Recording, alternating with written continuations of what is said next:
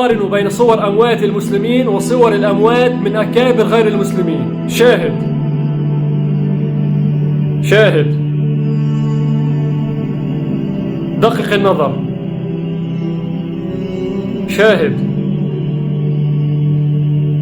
والآن شاهد هذه الصور.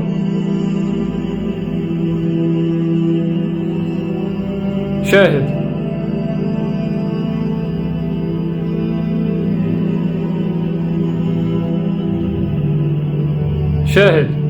رسول الله صلى الله عليه وسلم قد أخبرنا أن هناك علامات معينة تظهر على الميت، من خلال هذه العلامات يمكننا أن نعلم ما الذي حل بالميت. قال: ارقبوا للميت عند موته ثلاثا، أي 3 علامات: إن رشح جبينه وذرفت عيناه وانتشر منخاراه فهي رحمة من الله قد نزلت به. وأما الحالة الثانية فقال عنها صلى الله عليه وسلم: وإن غطى غطيط البكر المخنوق وخمد لونه وازبد شدقاه فهو عذاب من الله تعالى قد حل به.